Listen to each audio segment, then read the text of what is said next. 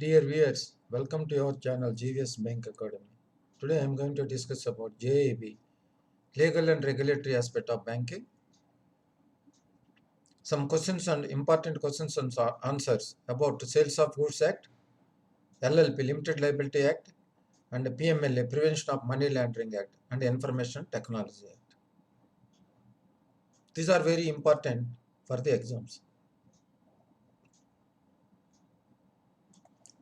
Now, the Sales of Goods Act is based on the principle of the Sales of Goods Act 1930 is based on the principle of caveat emptor.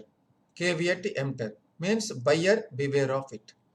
At the time of purchase of goods, buyer must aware what he is purchasing, what is the qualities, what is the features. So caveat emptor, that is the principle on this principle sales of goods was based. A contract of sale can be absolute or conditional. Absolute means clear. There must be a clear sale or a conditional sale. Some conditions are attached to the sale, that is conditional sale. What are the document of title to goods has been defined in Sales of Goods Act. Document of title to goods has been defined in Sales of Goods Act. These are quasi-negotiable instrument document. What are the document of title to goods includes bill of lading, railway receipt, transporter's receipt, dock warrant, warehouse keeper certificate, wharf finger certificate, warrant or order for delivery of goods. These are all document of title to goods. The person who is having these certificates, he can take the delivery of the goods from that company, that organization. These are quasi-negotiable instruments defined under Sales of Goods Act. Delivery means, under Sales of Goods Act, what is meant by delivery? Voluntary transfer of possession from one person to another person. Voluntary transfer of goods from one to another. In agreement to sell. In a agreement to sell. What is meant by agreement to sell? The transfer of property in the goods. The transfer of property in the goods from seller to buyer take place in a future date. So, whenever they are asking agreement to sell means the transfer of property in the goods from seller to buyer, it will take place at a future date. Not immediately, at a future date. The property in goods from seller to buyer is going to be transferred in a future date. That is called agreement to sell. Important question from the examination point of view. A condition in the Sales of Goods Act. What is a condition? A condition is a stipulation essential to the main purpose of the contract. So what is a condition? What is a warranty? They are asking. Condition is a essential and main purpose of the contract, and any breach to the condition in the contract, the contract right to treat the contract is going to be repudiated, cancelled. Any breach in a condition which is essential to main purpose of the contract, any breach is there, that is going to it is going to lead to contract is going to repudiated, means cancelled or take back. Repudiated, that is a condition, means which is essential to the main purpose. Suppose you are purchasing some goods. The goods are not performing the main purpose, means at the time that is the main condition. If the condition is not performing, then we can repudiate, we can surrender the goods back to the company. That is called repudiation. Warranty. Warranty is a collateral additional to the main purpose. Warranty is a main stipulation collateral to the main purpose of the contract. And any breach of warranty claims for damages. Any breach of warranty, since it is collateral to the main purpose, you can claim for damages from the supplier of the goods.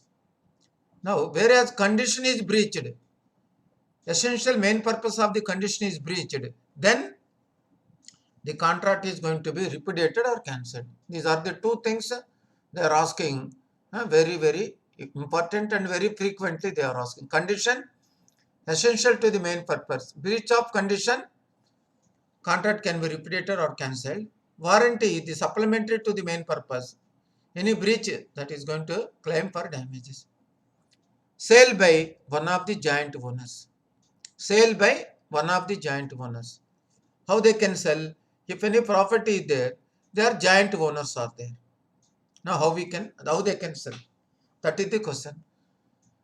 If one of the several owners of the goods has the sole possession, so out of 3 or 4 owners are there for the property or goods, the possession is there with one person.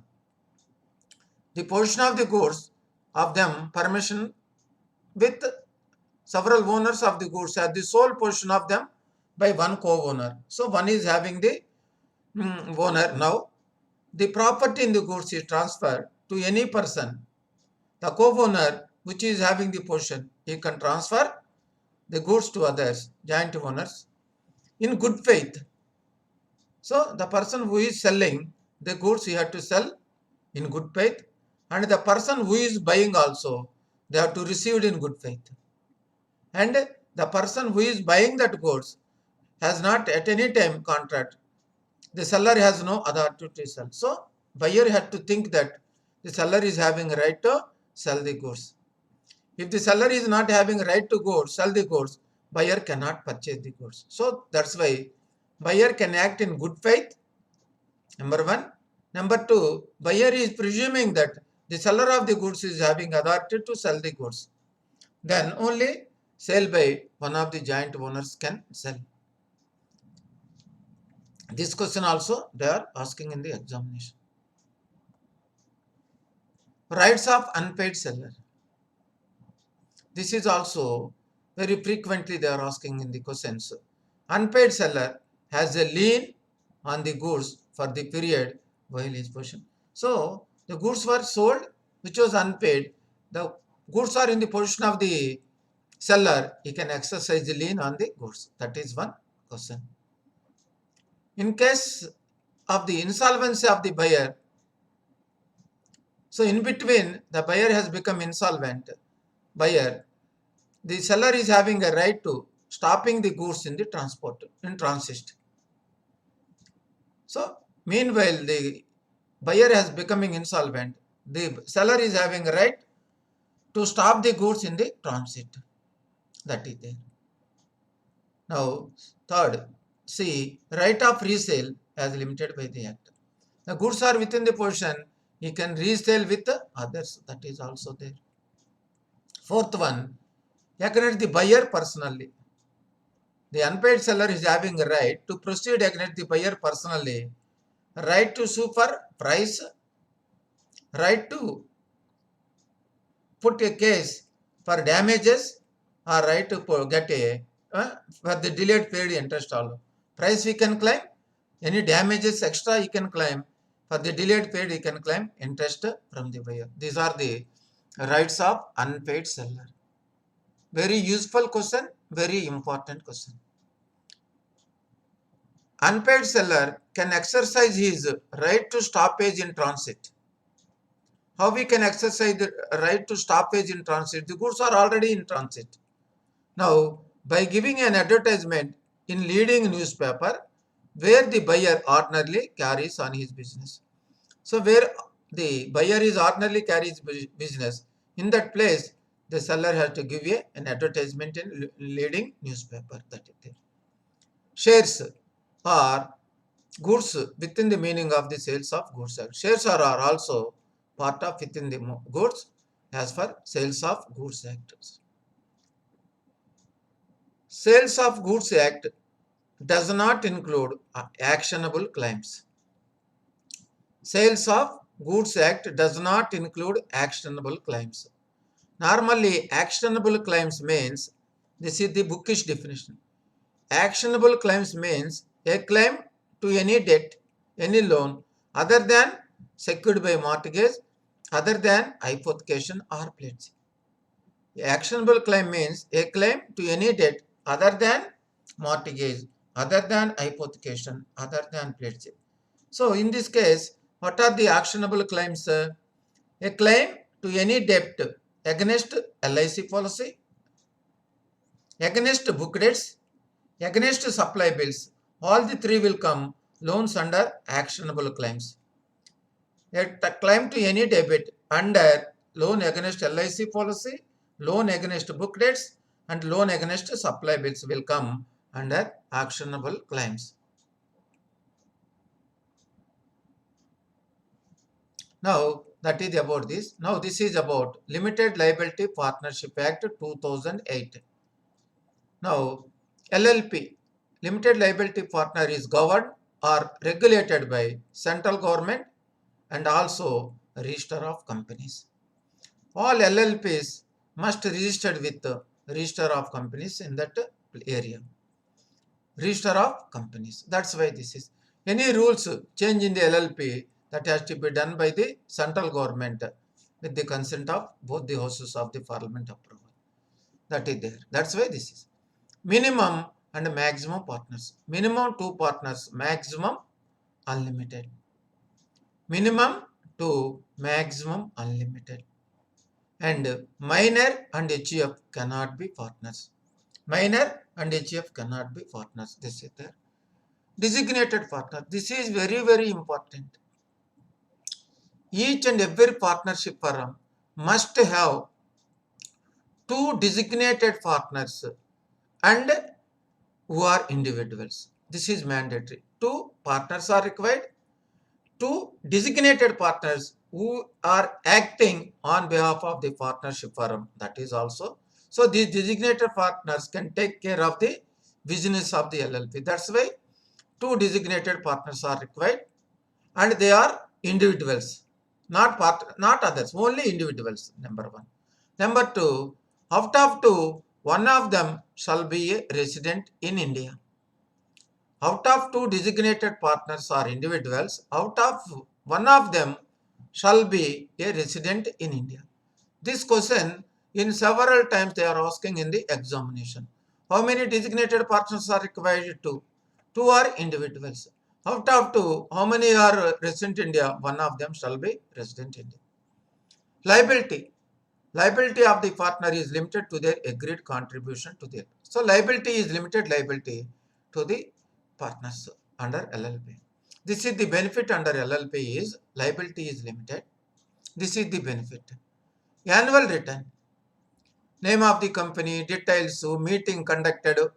Annual return means name, number of meetings conducted, directors, board meeting, etc. All the information they have to shall file in an annual return duly authenticated by the designated partners with Register of Companies within 60 days from the close of the financial year.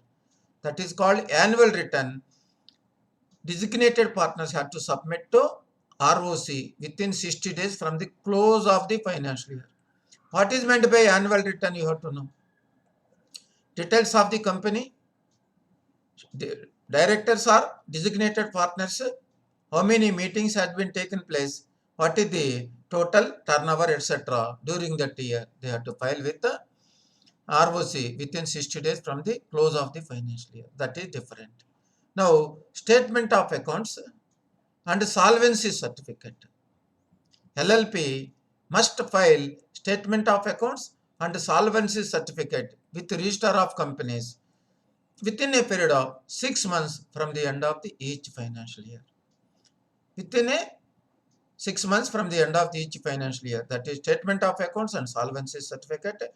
Annual return within 60 days. Statement of accounts and solvency certificate within 6 months. Conversion of partnership into LLP permitted. Conversion of private company into LLP permitted.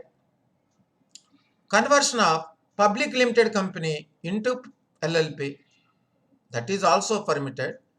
Conversion of public limited company into LLP permitted, subject to that conversion of public limited company. First they have to, it is listed company, they have to delist the shares. It is for example, public limited company is a listed company. Example, first that must delist the shares in that stock exchanges. Then afterwards, they have to apply and comply all the due formalities from conversion of partnership firm, private limited company and public limited company after delisting converted into LLP, subject to compliance of various guidelines as per LLP and Companies Act. This is about Limited Liability Partnership Act 2008.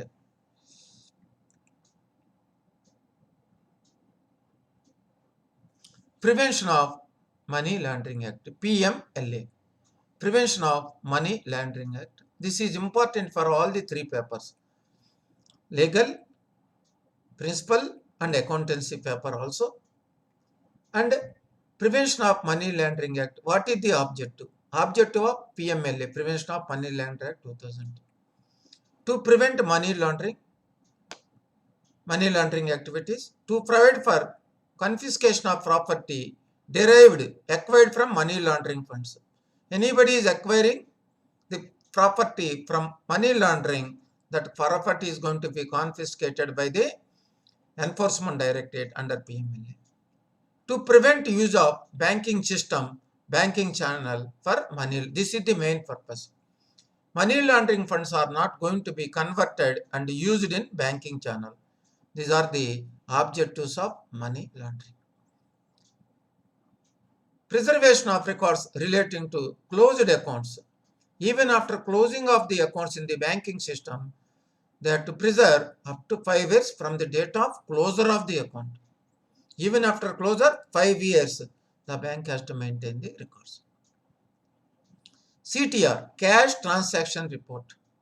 All banks, all cash transactions of more than 10 lakhs or its equivalent in foreign currency for each month should be submitted to FIU and Financial Intelligence Unit India by 15th of the next month, succeeding month. Cash transactions of more than 10 lakhs rupees in a single account or its equivalent in foreign currency for each account month should be submitted to FIU IND by 15th of the succeeding month. Suspicious transaction report. Any doubtful transactions are there where the bank feels that this is a suspicious transaction.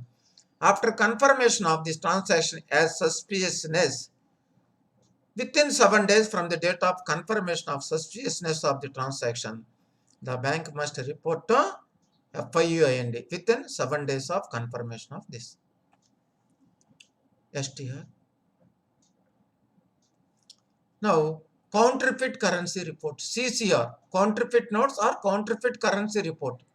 All forged or counterfeit notes received during the month, bank as a whole, all branches during the bank as a whole in all branches, all the notes, whatever they have received, they have to submit a consolidated report to FIUIND within 15th of the succeeding month. Current month report, next month 15th, CCR, counterfeit current. Nil report is there, they have to submit the nil report to FI Financial Intelligence Unit India 15th. Punishment, FIUIND is an, what is an FIUIND? FIU and Financial Intelligence Unit India is an independent body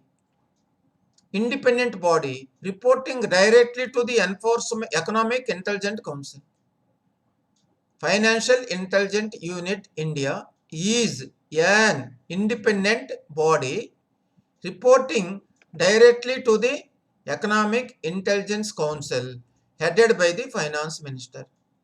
Independent body reporting directly to the Economic Intelligence Council headed by the Finance Minister. This is there. What is the punishment for money laundering? That is it. There is a rigorous imprisonment from 3 to 7 years. Any money laundering transactions proved, that person has to face rigorous imprisonment from 3 to 7 years. That is there, based on the situation. And where the process of crime involved related to any offense under the Narcotic Drugs and Psychotropic Substance Act 1985, the maximum punishment may be extended to 10 years. Normal punishment is 3 to 7 years. Any crime involved in narcotic drugs, the maximum punishment may be extended to 10 years. This is about PMLA, Prevention of Money Laundering Act, some important points. Now, Information Technology Act. As of today, this act is a very important act as of today. As of today, this act is very important. Why this is important? Why this is important? Information Technology Act 2000. Everything is related as of today electronic records. Electronic records. Information Technology Act 2000. IT Act in shortcut, IT Act 2000. IT Act in India was introduced on account of the initiatives of UST, United States of America, United Nations Commission on International Trade Law. Based on United Nations Commission on International Trade Law, UNICITRAL model, we had introduced Information Technology Act 2000. That is it. IT Act 2000 aims to provide. What is the IT Act 2000 aim to provide? This is providing legal framework for electronic records. IT Act 2000 providing legal framework, legal sanctity to the electronic records and electronic data interchange, EDI, electronic data interchange, and the other activities carried out by in the electronic means. So it is providing legal framework and legal sanctity to electronic records, electronic data interchange, and other activities. This is it. IT Act facilitates the amendment. Because of IT Act, along with IT Act introduction, what are the other acts are amended? This question they are asking very frequently. Along with IT Act, what are the other acts are amended? Indian Penal Code 1860. Indian Penal Code 1860. Indian Evidence Act 1872. Indian Evidence Act 1872. The Bankers Books Evidence Act 1891 and RBI Act 1934. IT Act facilitated the amendments to what are the other acts amended? Indian Penal Code 1860, Indian Evidence Act 1872, the Bankers Books Evidence Act 1891 and RBI Act 1934. These four acts are amended along with the IT amendment. Sometimes they are asking the question, along with the IT Act, what are the other acts not amended? Means answer is other than these four. Anything other than these four. Cyber law stands related to various aspects of cyber laws also relating to any cyber law. Cyber security comes under Information Technology Act only. Digital signature also defined under Information Technology Act.